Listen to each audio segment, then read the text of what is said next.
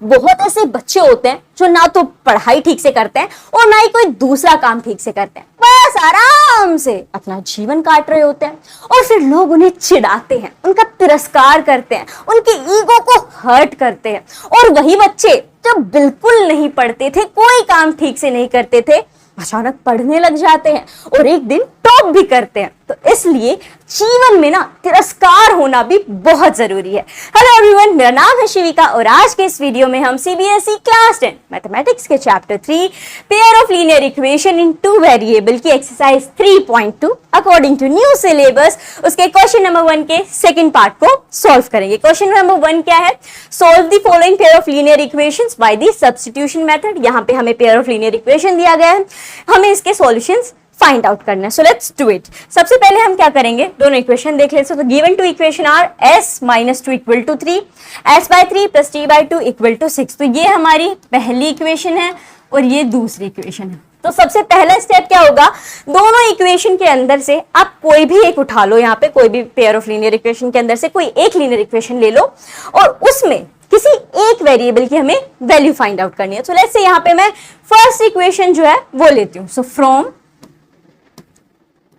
First equation we get, पहली जो equation है दैट इज s - t = 3।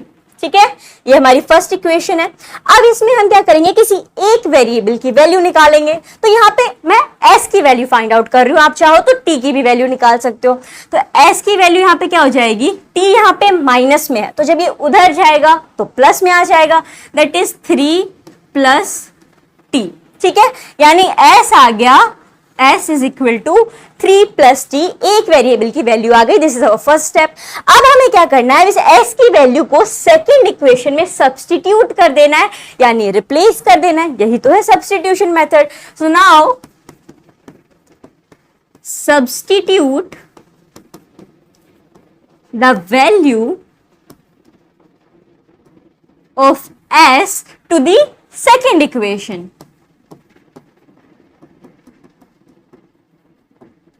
तो सेकेंड इक्वेशन यहां पे हमारे पास क्या है, s/3 + t/2 = 6। ये यहां पे हमारे पास सेकेंड इक्वेशन है। अब बस यहां पे जो s है उस पे हमें ये वैल्यू लिख देनी है। तो s इज 3 + t, अपॉन में ये आ जाएगा आपका 3, उसके बाद plus t/2 that is t/2 = 6।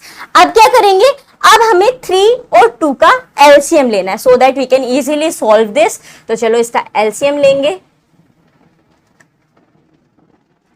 सो 3 और 2 का एलसीएम हो जाएगा 6।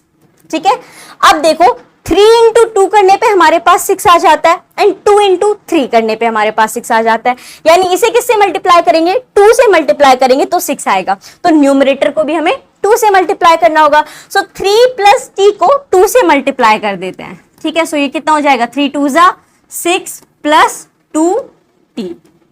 उसके बाद देखो यहाँ पे ये क्या है, 2 × 3 करेंगे तो 6 आएगा, तो हमें न्यूमरेटर को भी 3 से मल्टीप्लाई करना होगा। तो ये क्या हो जाएगा, +3t = 6 हमारे पास है। अब ये यहाँ पे जो 6 है ये डिवाइड हो रहा है तो उस साइड जाके मल्टीप्लाई हो जाएगा। तो ये हमारे पास आ जाएगा 6 + 2t + 3t। 6 को उधर भेजोगे, मल्टीप्लाई करोगे, 6 × 6 = 36। तो ये आ गया हमारे पास 36। अब आप देखो 2 यहाँ पे +2t है +3t है, तो इन दोनों को क्या कर देंगे, ऐड कर देंगे। सो 2t + 3t, 3 + 2 5। सो यहाँ पे हमारे पास आ जाएगा 6 + 5t = 36। अब आगे क्या करना है, अब आप यहाँ पे देखोगे जो 6 है वो प्लस में है तो इसे उस साइड भेजेंगे तो ये माइनस में आ जाएगा। सो ये आ जाएगा 5t = 36 में से 6 माइनस कर दो तो ये आएगा आपका 30।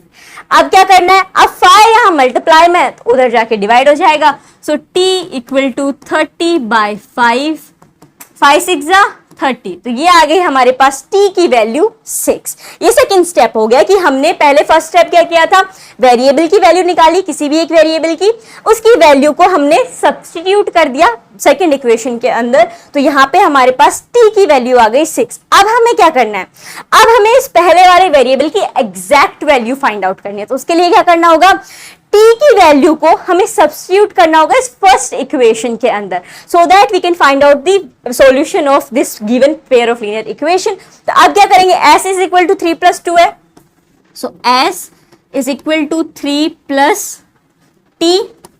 तो 3 यहां पे एज इट इज रहेगा, t यहां पे क्या निकाला हमने, 6, t की वैल्यू क्या है, 6 है, सो ये हो जाएगा 3 + 6 दैट इज 9। तो यहां पे आपके आंसर निकल के आ गए कि t की वैल्यू होगी 6 और s की वैल्यू होगी 9। So these are the solution of this given pair of linear equation. अगर आपको ये सॉल्यूशन समझ में आया हो कि कैसे करना है सब्स्टिट्यूशन मेथड से दिए गए पेयर ऑफ लीनियर इक्वेशन को सॉल्व, तो इस वीडियो को लाइक कर दीजिए और अपने दोस्तों के साथ भी शेयर करें। मिलते हैं एक नए वीडियो के साथ, धन्यवाद।